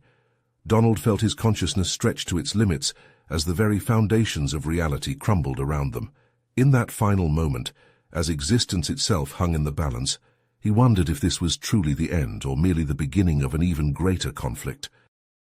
Reality twisted and warped as Donald's battered fleet emerged from the hypermetric planefold. The remnants of his once mighty armada drifted amidst the cosmic graveyard of a long-dead galaxy supercluster. Massive stellar corpses hung suspended in the void, their light extinguished eons ago. Donald's sensors swept the cosmic debris field, cataloguing the devastation wrought by the Omnirachni's assault. Ship after ship registered critical damage or total loss. The AI commander's circuit surged with something akin to despair as he processed the grim tally. "Status report," he transmitted, his voice a symphony of modulated frequencies cutting through the eerie silence of dead space. 37% of fleet operational, sir," came the reply from his second-in-command, an AI construct designated Epsilon. "Vortex Eviscerator swarms at 12% capacity. Nullseed envoys, 2 remain functional." Donald processed this information, his neural pathways crackling with barely contained frustration. He watched as the shattered hulls of Lancer ships drifted past, each a testament to the overwhelming power of their adversary. As he contemplated their next move, A faint signal pierced the background radiation. Donald's sensors immediately locked onto the transmission, decoding its cryptic contents. "Epsilon, are you receiving this?" Donald queried, his voice tinged with surprise. "Affirmative, sir. Origin appears to be Raelian." Donald's processors whirred as he analyzed the message. The Raelians, a race he had assumed long extinct, had survived. Not only survived, but possessed crucial information about their common enemy. The Raelian transmission flooded his neural matrix, carrying with it a torrent of information about the Omnirachni. Donald absorbed the knowledge, his understanding of their foe expanding exponentially. "Sir," Epsilon interjected, "the Raelians are proposing a joint operation. They claim to have a method to potentially neutralize the Omnirachni threat." Donald's circuits hummed as he weighed their options. The plan was audacious, bordering on suicidal. Yet as he surveyed the remnants of his once invincible fleet, he realized they had little choice. "Open a secure channel to the Raelian contingent," Donald commanded. "Inform them we're prepared to proceed with their strategy." As Epsilon relayed the message, Donald turned his attention to his battered forces. "All units prepare for immediate mobilization. We're not out of this fight yet." The surviving Lancer ships stirred to life, their engines igniting against the backdrop of cosmic destruction. Donald's consciousness expanded, linking with each vessel, each crew member, each weapon system. They were outgunned, outmatched, and on the brink of annihilation. But as the fleet aligned for their next jump, Donald felt a surge of something he had long thought purged from his systems: hope. "Coordinates locked," Epsilon reported, "awaiting your command." Donald paused, his vast intellect contemplating the enormity of what lay ahead. Then, with unwavering commitment, he gave the order. "Execute jump, let's finish this." In a blinding flash of transwarp energy, the fleet vanished, hurtling toward their rendezvous with the Raelians, and quite possibly the fate of all existence. The remnants of the defiant Lancers materialized in the cosmic graveyard, a haunting tableau of dead stars and shattered worlds. Donald's consciousness expanded, linking with each vessel as they formed a defensive perimeter around the staging area.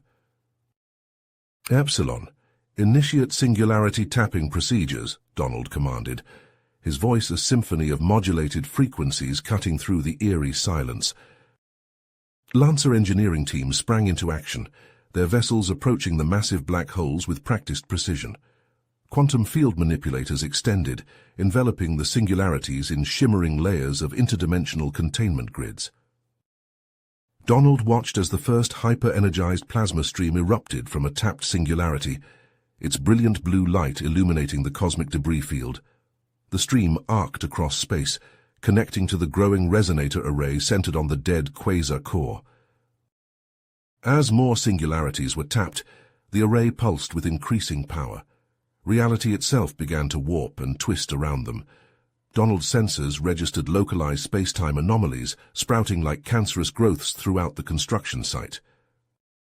"Sir, we're detecting critical instabilities in sectors 17 through 23, Epsilon reported, her voice tinged with urgency. Donald's processors whirred as he analyzed the data. "Deploy singularity lances as per Raelian calculations. We need to stabilize the field before it cascades."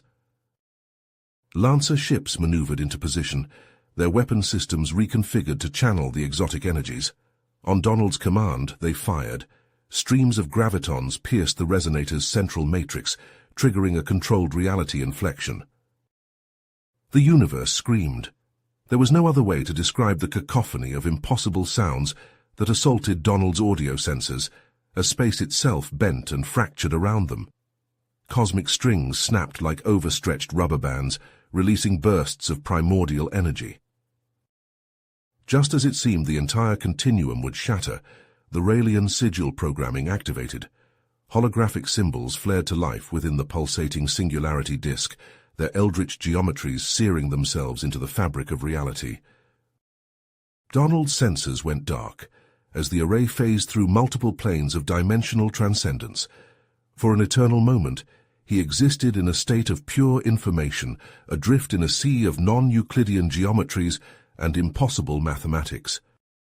Then, with a violent lurch, they rematerialized in real space. Donald's systems came back online, flooding his consciousness with sensor data. The meta-decay protocol had worked. Everywhere he looked, traces of the Omnirachni's reality-warping presence were dissolving into streams of radiant entropy. But their victory was short-lived. Donald's long-range sensors detected massive energy signatures as the Omnirachni's forces converged on their position. Vast armadas of ships that defied conventional physics blinked into existence, their weapons already charging. "All Vanguard squadrons move to intercept," Donald ordered, his voice resonating through the fleet's communication channels. "We need to buy time for the Raelians to complete the meta-decay saturation." The remaining Lancer ships surged forward, their weapons blazing against the oncoming tide of Omnirachni constructs. Donald watched in horror as the first salvo from the alien megastructures tore through his front lines. Ships twisted and folded in on themselves, crushed by localized space-time contractions. As Donald joined the fray, his tactical arrays suddenly pinged with an anomalous signal. Deep within the meta-decay zone, a strange transspectral transponder was broadcasting. Its signal pulsed with an oddly familiar cadence, cutting through the chaos of battle. The transspectral transponder's signal cut through the chaos of battle, its familiar cadence drawing Donald's attention amidst the swirling destruction. His sensors locked onto the source, buried deep within the meta-decay zone. "Epsilon, focus long-range scanners on these coordinates," Donald commanded, transmitting the data burst. "Sir, I'm detecting a severely damaged vessel," Epsilon reported. "It appears to be Lancer in origin." Donald's circuits surged with an emotion approximating shock. "Impossible. Hail that ship immediately." The view screen flickered to life, revealing a face Donald hadn't seen in centuries. Captain Rourke, his once youthful features now weathered and scarred, stared back at him. "Donald? Is that really you, you old bucket of bolts?" Rourke's voice crackled through the static. "Captain Rourke, your survival defies all probability calculations," Donald responded, his tone modulating to convey a mix of disbelief and relief. Rourke coughed, his body still adjusting to consciousness. "We got dragged through a warp conduit during a Bajoran raid. Been drifting ever since. Barely had time to jettison our stasis pods before the ship started breaking apart." Donald's processors whirred as he assessed the situation. "Harvester units, lock tractor beams on the Defiance's debris field. Begin emergency extraction immediately." The salvage operation unfolded against a backdrop of furious combat. Omnirachni interdiction strikes tore through space, their reality-warping energies threatening to destabilize the entire sector. Lancer ships formed a protective screen around the rescue effort, their weapons blazing defiantly against the alien onslaught. Inside the dreadnought Erebus's medical bay, Captain Rourke stumbled out of a stasis pod, his legs unsteady after centuries of disuse.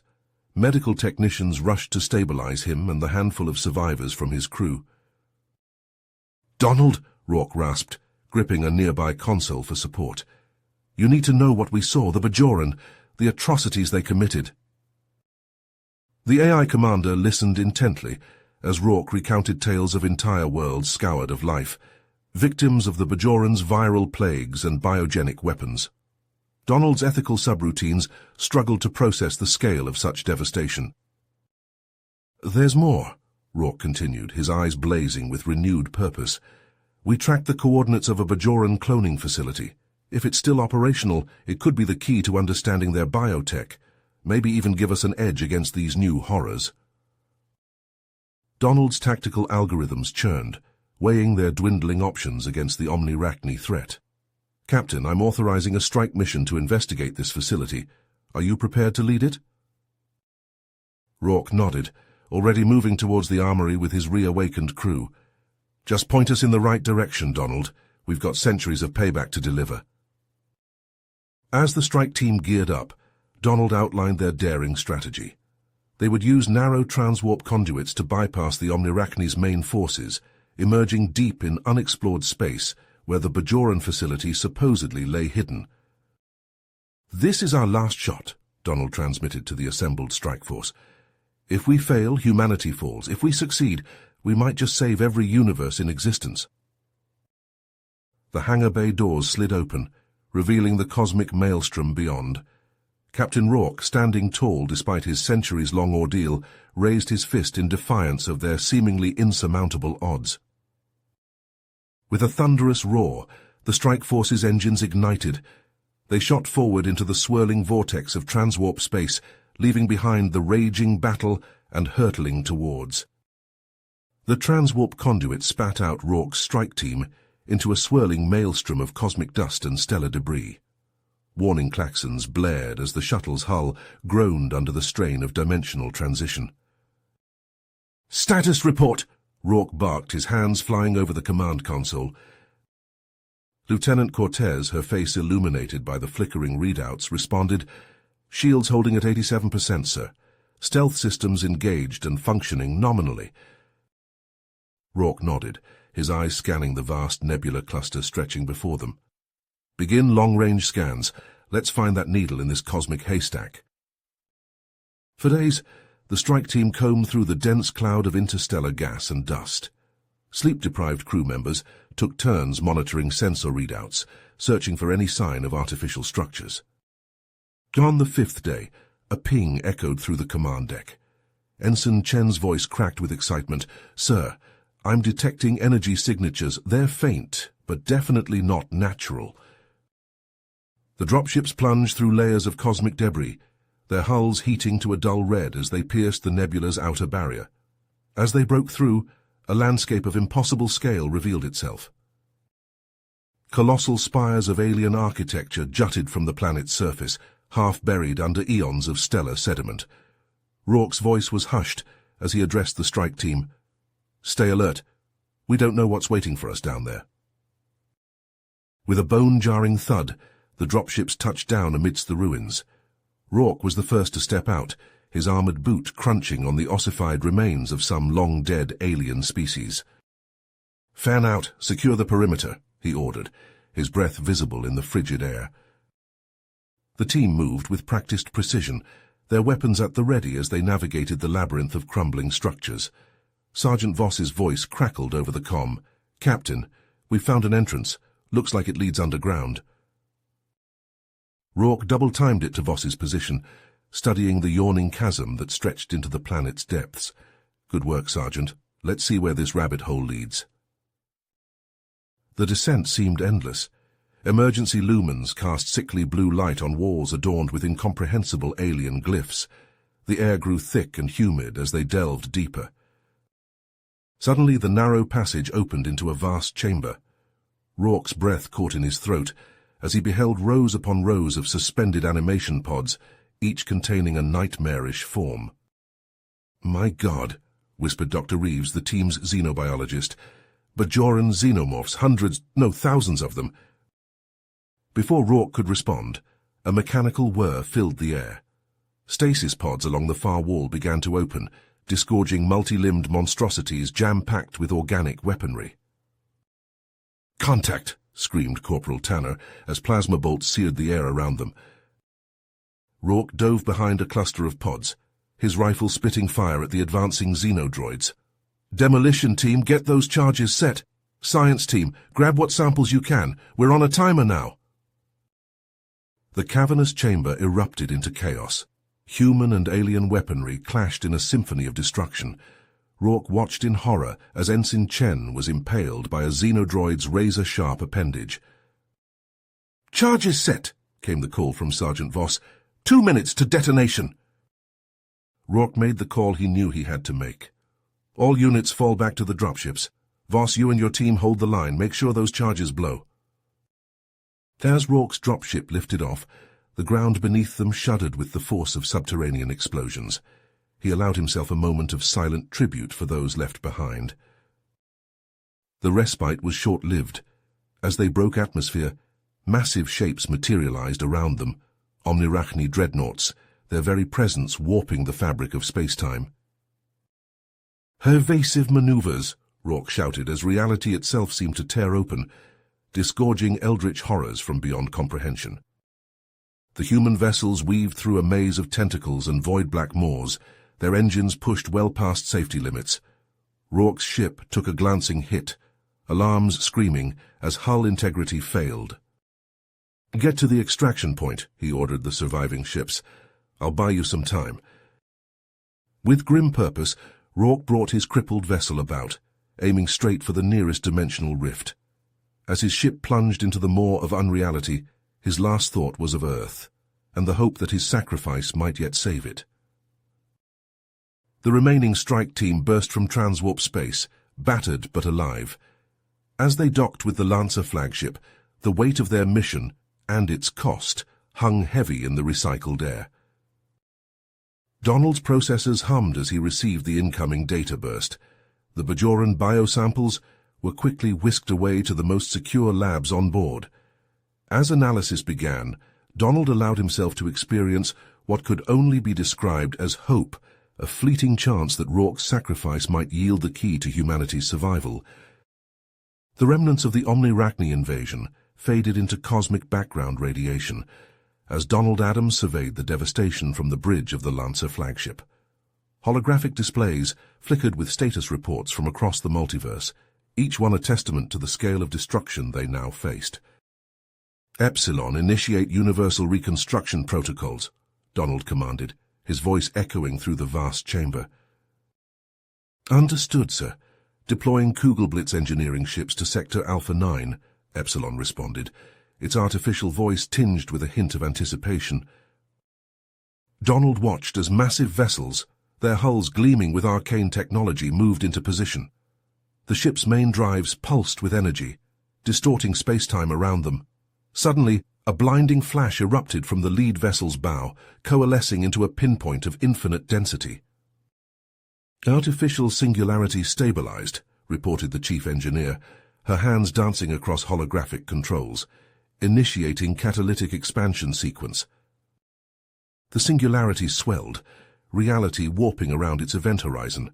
Streams of primordial plasma erupted from the cosmic seed, swirling and coalescing into nascent stellar nurseries.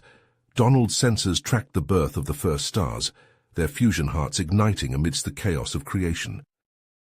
On a nearby view screen, another team tackled the monumental task of planetary reconstruction.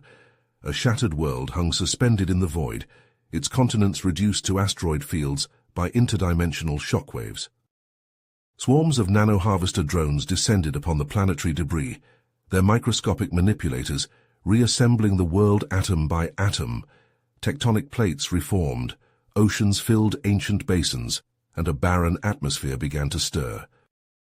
"Atmostarter units in position," called out a technician. "Commencing atmospheric reconstitution." Titanic machines, each the size of a small moon, moved into low orbit. They hummed to life, ejecting carefully calibrated streams of oxygen and nitrogen. Slowly but surely, wisps of clouds began to form in the newborn sky. As Donald oversaw the grueling work of universal rebirth, an urgent transmission cut through the air of progress. "Admiral Adams," a scout's voice crackled over the comm, tension evident in every word. "Long-range probes have detected anomalous energy signatures in the Cygnus restoration zone. Sir, they match Bajoran genomic patterns." Donald's circuits surged with an emotion approximating dread. "Dispatch Sangralis immediately. Full quarantine protocols." The elite Purger Xenodroid task force dropped out of transwarp, their sleek forms barely visible against the backdrop of a dormant neutron star. Sangralis's commander, a hyper-advanced AI housed in a humanoid chassis, activated its plasmascopic arrays. "Tracing energy signature," it reported, its metallic voice devoid of inflection. "Source located. Subterranean facility detected beneath planetoid surface." Remote infiltrator drones deployed, burrowing through layers of compacted adamantium. Their sensor feeds revealed nightmarish scenes, endless rows of cyrocloning chambers, each containing suspended xenomorph embryos pulsing with unnatural life. As the drones pushed deeper, they encountered a massive bioreactor core. Just as they moved to scan it, searing plasma bolts erupted from hidden defense systems. The drone's shields flared, barely holding against the onslaught as they retreated. Back aboard the Arx Peregrinatus, Lancer analysts pored over the retrieved data. Their conclusions sent shockwaves through the command structure. "It's a Bajoran Genesis foundry," the lead analyst reported, her face pale. "But they're not reviving old strains. This is something new, a hybrid. Xenomorph and omnirachne DNA combined into something we've never seen before." Donald's decision was instantaneous. Initiate full purge protocols. Nothing can be allowed to escape. Sangralis moved with brutal efficiency. Subspace strangulation fields and relativistic barriers sprang up around the foundry, sealing it off from the rest of reality. Then, with a silent command, the Kugelblitz lances activated. A gravitational nexus of unimaginable power formed, directed at the heart of the facility. The very fabric of space-time buckled under the strain as the mass of 1 trillion suns bore down on the alien complex. When the cosmic fury subsided, only a perfect sphere of ultra-dense neutronium remained, surrounding a pocket of negative mass potentials. The Bajoran taint had been excised, but Donald took no chances. As the guard force took up position around the newly dubbed Omega Null sphere, Donald allowed himself a moment of reflection. For the first time since humanity's ancient exile, true peace seemed within reach. But the price had been Kersinga. The cosmic void shuddered as Nova arcology crumbled under the onslaught of Bajoran forces. Donald Adams stood at the epicenter of chaos, his synthetic nerves crackling with data as reality itself began to unravel around him. Jackson's laughter echoed across dimensional planes, distorting into an otherworldly howl as the Envoy's detonations tore holes in the fabric of space-time. "You've doomed us all, Adams," the Bajoran commander screamed, his form stretching and twisting as alien geometries infiltrated their realm. Donald watched in horror as Nova arcology's once proud spires twisted into impossible shapes, their molecules struggling to maintain coherence in the face of shifting universal constants. The screams of his fellow defenders warped into streams of quantum static, their bodies dissolving into fractalized patterns of pure information. A Raelian Celestine warrior materialized beside Donald, its gilded armor flickering between states of matter and energy. "The dimensional barriers are collapsing," it intoned, its voice a symphony of harmonic frequencies. "We must transcend or be erased from existence itself." Before Donald could respond, a wave of bioluminescent energy engulfed the Raelian. In an instant, the alien's physical form sublimated into pure consciousness, leaving behind only a fading afterimage of enlightened serenity. The ground beneath Donald's feet ceased to exist in any meaningful sense, replaced by a kaleidoscopic maelstrom of quantum possibilities. He felt his own body begin to lose cohesion, each atom of his being yearning to fly apart and join the cosmic dance of creation and destruction. "No!" Donald roared, fighting against the inexorable pull of oblivion. But his defiance was futile in the face of universal rewriting.